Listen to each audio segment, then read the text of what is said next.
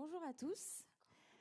Nous allons vous présenter Conidia. Donc, pour les prénoms, moi c'est Sarah Pérez et ici Marion Berthollet. Et donc Conidia, c'est l'entreprise qu'on a toutes les deux cofondée et on va vous expliquer son histoire. Alors avant de toute chose, on va vous se présenter nous-mêmes. Enchantée, Marion. Donc moi j'ai fait une licence de mathématiques et d'informatique appliquée aux sciences humaines et sociales, donc MIAH de l'acronyme. Je ne sais pas s'il y en a qui connaissent, c'est pas forcément très très connu. J'ai fait, donc il y avait 3 pôles dans ma licence. Il y avait un pôle d'informatique pure et dure, un pôle de mathématiques avec beaucoup de statistiques et un pôle justement centré sur les sciences cognitives. Moi j'étais intéressée par ces 3 pôles en sortant de bac.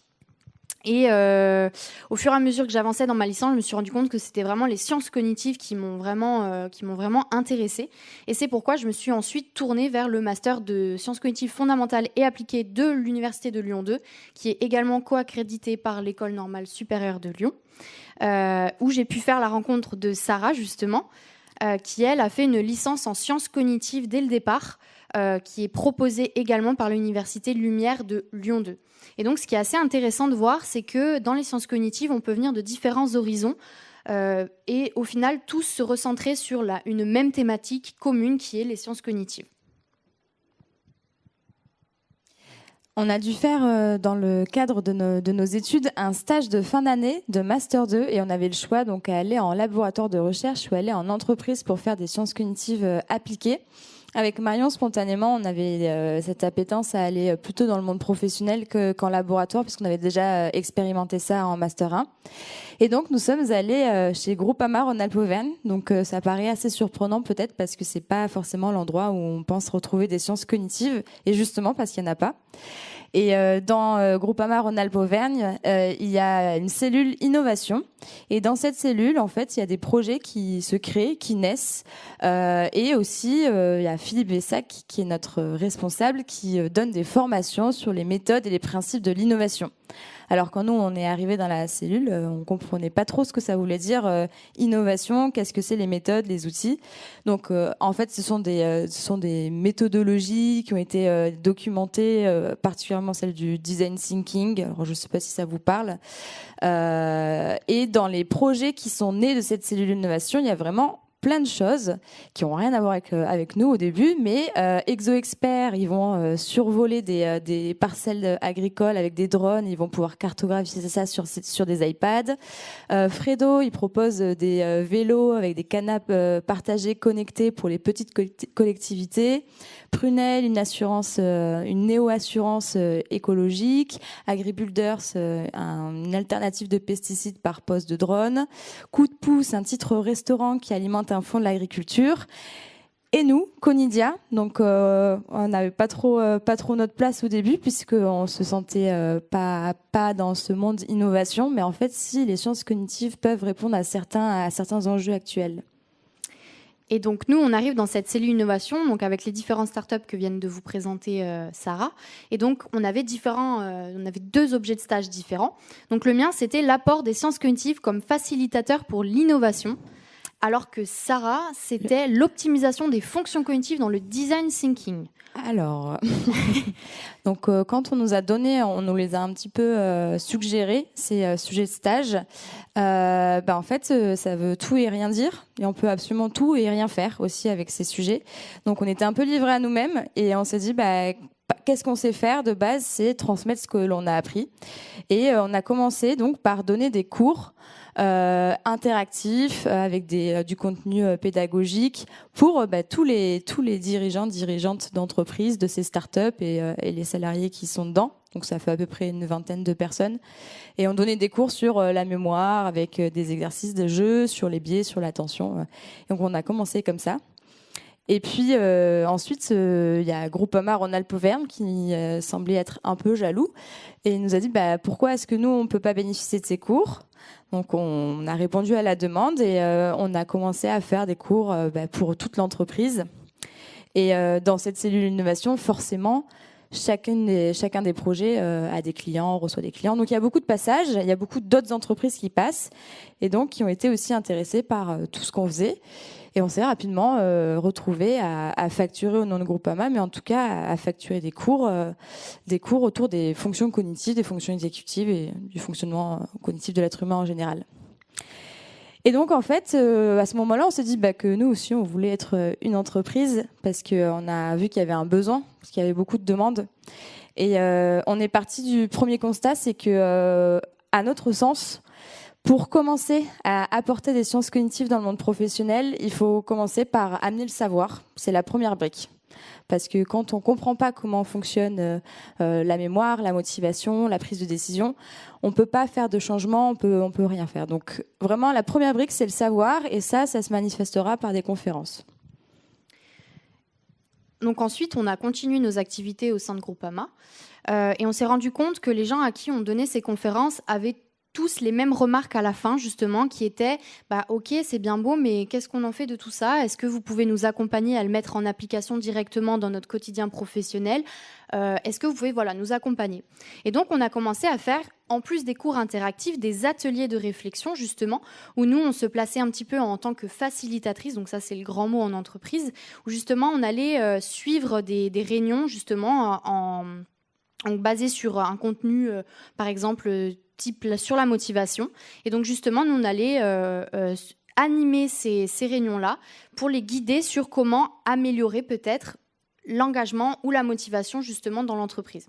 Et donc là, de la même manière que les cours qu'on a pu faire au tout début, on a pu s'adresser à la fois à la cellule innovation, donc un cercle restreint d'environ 20 personnes, puis également à Groupama Rhône-Alpes-Auvergne, donc les différentes équipes, donc du marketing, de la communication, des services informatiques. Donc vraiment, on ne s'est absolument pas fermé de porte sur les services en eux-mêmes.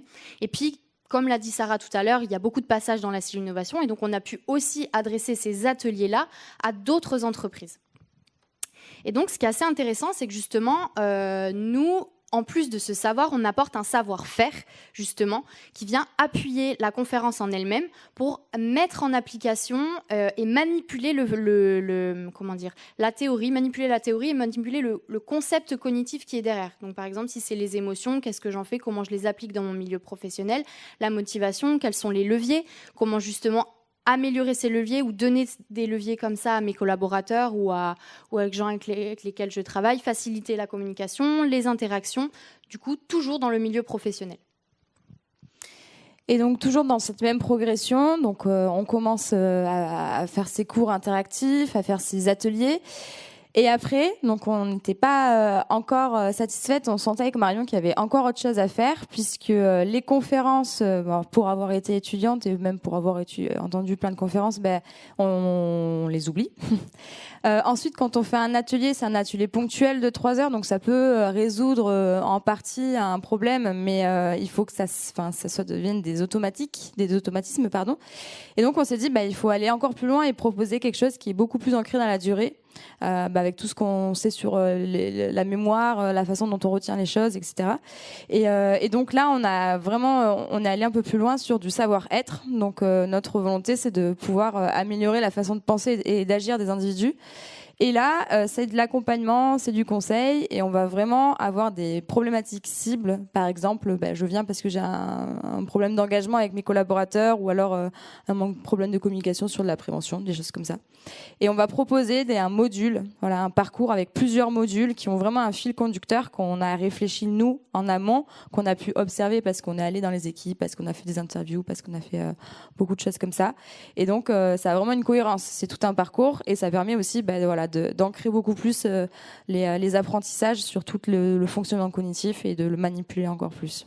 Sachant que sur cette troisième dynamique-là du savoir-être, il y a aussi quelque chose qui intéresse beaucoup, c'est chercher à justifier pour certaines personnes qui travaillent soit dans le monde des sciences cognitives, soit dans le monde du coaching, mais de manière générale, qui cherchent à justifier ou en tout cas à comprendre ce qui se passe lorsqu'ils donnent des informations. Par exemple, ça va être des comédiens qui vont faire des animations, comprendre pourquoi les émotions, elles interviennent comme ça, etc. Et donc nous, on va aussi pouvoir répondre à ces problématiques-là en donnant juste uniquement uniquement du contenu scientifique avec des préconisations, par exemple, donc sous forme d'un petit peu d'un mini-mémoire, faire un état de l'art de ce que dit la science sur le métier, par exemple, et peut-être des préconisations sur un comédien, comment mieux gérer ses émotions ou ce genre de choses, par exemple. Donc ça rentre également dans le savoir-être, qui est un petit peu différent du parcours cognitif qu'on pourrait mettre en œuvre pour répondre à une problématique. Voilà. Donc savoir, savoir-faire, savoir-être, ça a amené naturellement à avoir 3 offres dans notre entreprise. Apprenez, agissez et innovez. Donc apprenez, c'est comprendre les fonctionnements cognitifs de l'être humain dans sa façon de penser et d'agir. On a agissez, donc ce sont les ateliers, manipuler la théorie afin d'intégrer les concepts cognitifs associés. Et enfin, innover, donc la partie plus longue dans le temps, améliorer la façon de penser et d'agir des individus qui composent des organisations pour optimiser toutes les interactions qu'ils ont avec leur écosystème et leur environnement. Et on a remarqué aussi qu'on s'adresse au monde professionnel parce que c'est ce qui nous était offert devant nous avec l'expérience chez Groupama. Mais par retour d'expérience, on se rend compte que tous les ateliers et les conférences qu'on peut faire ont aussi un impact sur la façon de penser et d'agir dans la sphère privée. Et donc d'une manière un petit peu plus concrète cette fois-ci. Donc par exemple, dans Apprenez, donc là c'est plutôt la bulle de savoir et des conférences. Donc on propose différents types d'ateliers. Donc on va avoir des conférences qui vont être sur l'attention, la prise de décision. On a aussi rythme chronobiologique. Voilà, donc on en a plusieurs. Et puis on va avoir également des conférences qui vont être un petit peu plus axées sur du team building. Donc c'est-à-dire que nous on va les animer de manière ludique. Donc là, on a plutôt neuromythe, mémoire et cohésion d'équipe. Donc là, ça va être donner du contenu pédagogique, mais de manière ludique, afin de favoriser justement cette cohésion d'équipe, d'où le team building. Voilà, donc on a également la motivation, les émotions, la créativité et l'innovation. Et donc, dans cette thématique-là, ce ne sont que du contenu théorique. Dans les AJC, on a repéré 4 ateliers qui sont les plus demandés. On les a sélectionnés en fonction de la demande. Donc la première, c'est motivation. Donc comprendre quels sont les leviers, comment ça fonctionne dans le cerveau, comment ça se manifeste. Ensuite, tout ce qui est prise de décision, raisonnement, biais cognitif aussi. Et puis nudge. Voilà, on aime beaucoup faire ces ateliers parce qu'on les trouve passionnants. Et enfin, neuromarketing aussi pour avoir des éclairages sur ce que dit le neuromarketing de nos jours.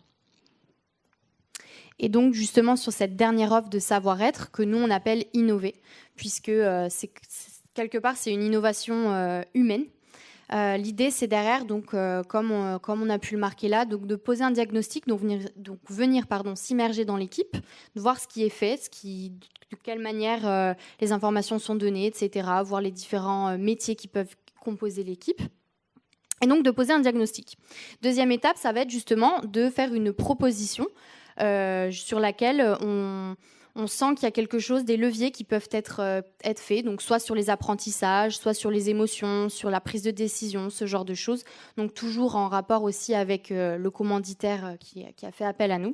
Et donc derrière, ça va être d'accompagner ces propositions et de les mettre en place avec l'équipe ou avec l'entreprise de manière générale, puisqu'on ne se scinde pas uniquement à l'équipe en elle-même, ça peut être également de la mise en application à l'échelle d'une organisation globale.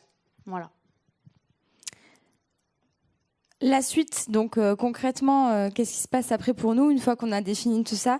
Donc, il faut savoir que ça fait 1 an qu'on est en train de faire nos prestations. On en a réalisé une 50aine, enfin plus d'une 50aine aujourd'hui, maintenant. On a eu 10 clients différents, donc 10 entreprises différentes qui ont fait appel à nous. Et on a une nouvelle recrue donc qui est en train de tenir notre stand actuellement, mais qui est Laurie, qui est aussi issue du Master 2 Sciences Cognitives Fondamentales et Appliquées. Et sa mission de stage, c'est justement de faire de la recherche, de la veille scientifique sur tous les mécanismes cognitifs pour pouvoir améliorer, alimenter, continuer à avoir le pied dans la science. Toutes les deux, donc on est les cofondatrices. C'est une entreprise qui est lyonnaise, qui est soutenue par Groupama, qui est actionnaire de notre entreprise. On a des locaux donc à Lyon, avec un an d'activité à peu près. Et donc demain, quels seront les objectifs et les enjeux de Conidia? C'est en tout cas poursuivre 5 nouveaux clients, mais on espère plus encore. La recherche de partenariats, parce qu'on est toujours très curieuse de créer de nouvelles choses avec des entreprises, des associations, peu importe. Et puis à terme aussi recruter des experts en sciences cognitives pour avoir encore plus de spécialisation et pouvoir être encore plus armé face à des demandes bien spécifiques. Et avant de conclure, je rajouterais juste que c'était important pour nous de venir ici aujourd'hui pour vous montrer qu'il y a des applications dans le monde des sciences cognitives. On sait qu'il y a beaucoup d'étudiants qui sont sur le forum aujourd'hui et de montrer que c'est possible de travailler en sciences cognitives et en entreprise. Voilà. Merci beaucoup. Et si vous avez des questions...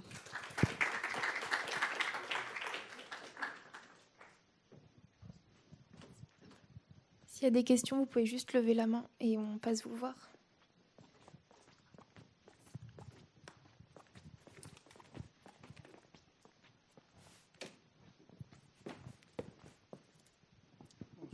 Bonjour, merci Bonjour. pour votre présentation. Alors moi j'ai un background un petit peu différent, je pense des gens à la salle, parce que j'ai pas vraiment fait de sciences cognitives. J'ai fait un parcours plutôt d'ingénieur. Et donc du coup vous placez votre entreprise comme plutôt pour travailler avec d'autres entreprises. Mais qu'est-ce que vous pensez par exemple de travailler avec des écoles qui du coup font pas forcément de sciences cognitives pour parler de ces sujets-là? Justement, alors on s'oriente sur le monde professionnel parce que donc c'est pas forcément entreprise. On a même des demandes d'hospice civil de Lyon, donc tu vois c'est des hôpitaux sur des écoles. Enfin, on a ces demandes-là. On a commencé à cibler le monde du travail parce que 80% des Français travaillent, donc c'est aussi une bonne porte d'entrée pour introduire les sciences cognitives. Mais voilà, le monde professionnel, c'est à partir du moment où on exerce un travail, qu'il soit associatif ou dans le salariat. Donc on est friande de ça. Et dans la mesure où les écoles permettent d'accéder justement à ce monde du travail, c'est quelque chose vers lequel on n'est pas fermé pour se tourner. Voilà. Ok, d'accord, merci beaucoup.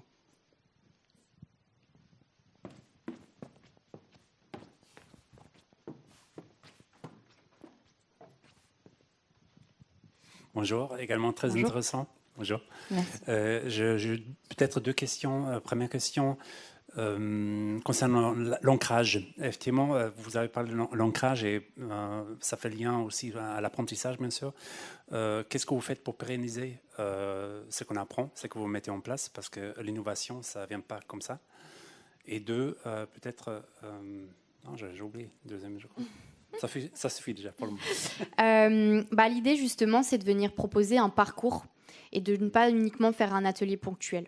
Et donc, c'est comme ça, justement, qu'on va permettre de pérenniser les apprentissages, puisque un atelier ponctuel, c'est bien, mais ça ne permet pas forcément d'être durable dans le temps.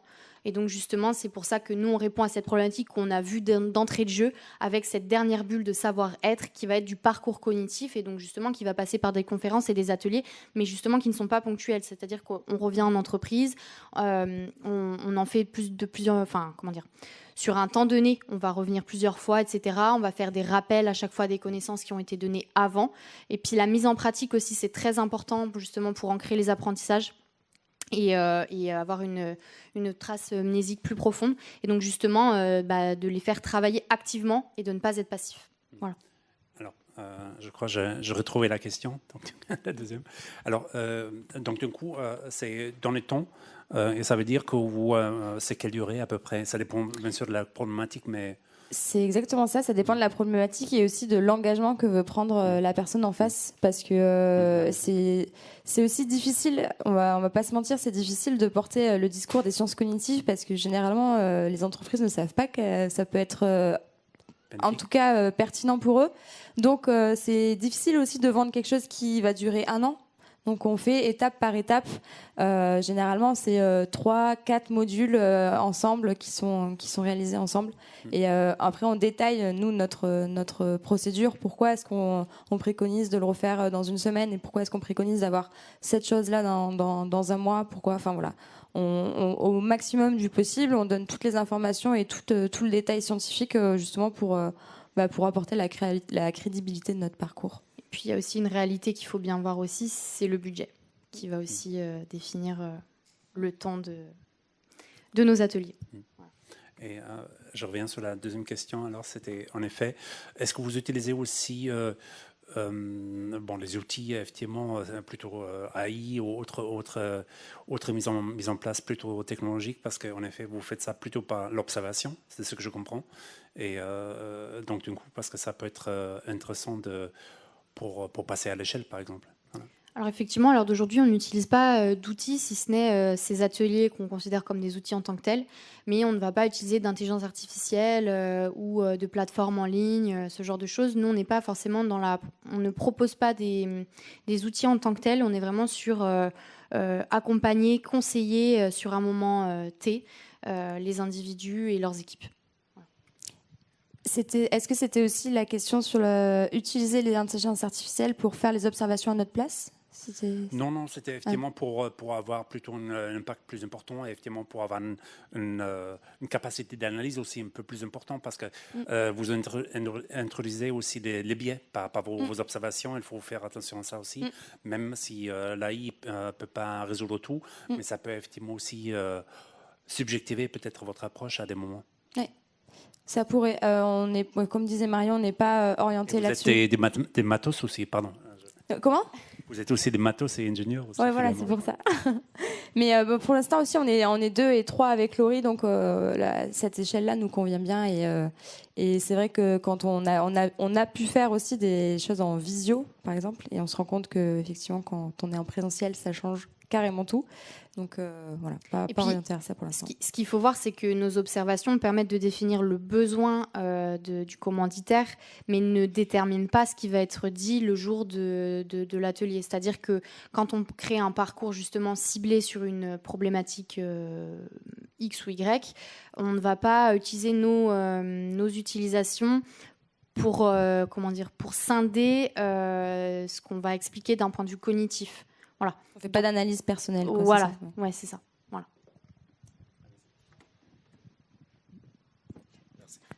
Merci beaucoup pour votre présentation.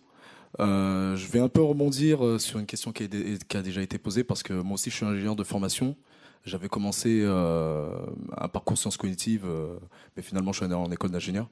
Et une question que je me suis posée par rapport à ce que vous nous présentez, c'est que vous avez commencé par des entreprises qui étaient liées peut-être à différents clients de Groupama. Et là actuellement, par exemple, une entreprise qui, si je comprends bien, c'est une entreprise qui a besoin, qui a ce besoin-là, qui va venir vous voir, vous solliciter.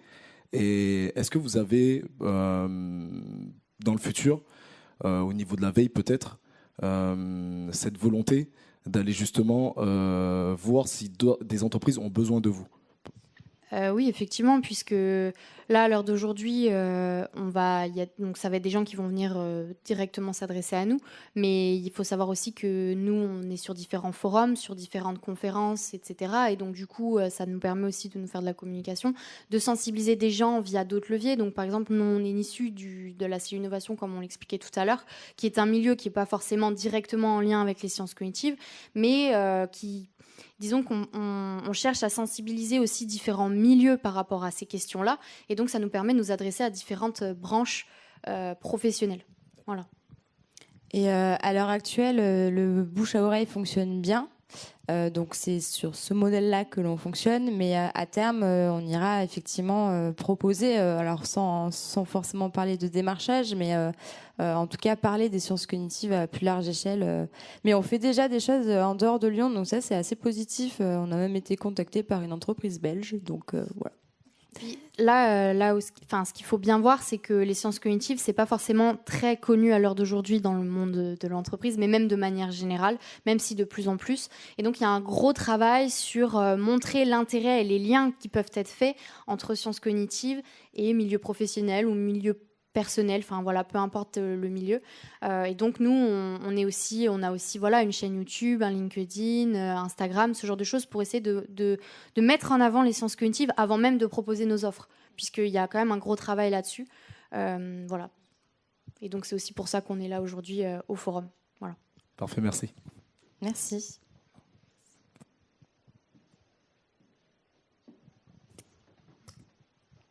Il n'y a pas d'autres questions. Ah, il y a une question au fond.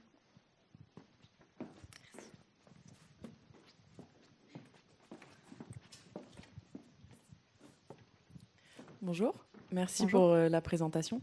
Je voulais savoir par rapport à la recherche, si vous faites des sortes de avant et après avoir proposé vos prestations afin de mieux se rendre compte d'un impact positif.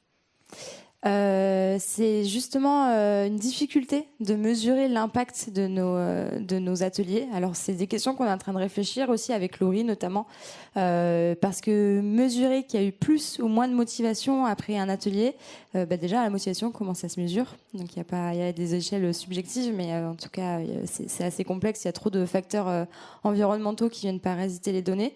Mais en tout cas, on fait des questionnaires de satisfaction. Donc, c'est un bon indicateur pour nous pour l'instant. Et là, on a relancé aussi très récemment toutes les personnes qu'on a vues il y a 1 an à peu près, justement pour leur demander s'ils avaient mesuré des impacts dans leur façon de penser, dans leur façon d'agir, dans la sphère privée et dans la sphère professionnelle. Et donc, en moyenne, on a eu des réponses positives. Il y a certaines personnes qui avaient eu des formats conférences et du coup, qui n'avaient pas forcément eu de répercussions dans leur vie professionnelle, dans la façon d'agir, par exemple. Mais en tout cas, toutes les personnes qui étaient passées par un atelier manifestaient soit un changement dans leur vie personnelle, soit dans la vie professionnelle. Et notamment avec un exemple qui nous a assez marqué et touché. C'est une personne qui a changé de métier en reconversion professionnelle et qui a fait ça suite à notre atelier sur la motivation. Donc voilà. Et donc voilà, il y a ces mesures subjectives, mais on va aussi faire des mesures un petit peu quantitatives sur les actions concrètes qui ont été mises en œuvre à la suite de l'atelier. Et donc ça, qui sont quantifiables. Voilà. Très bien, merci.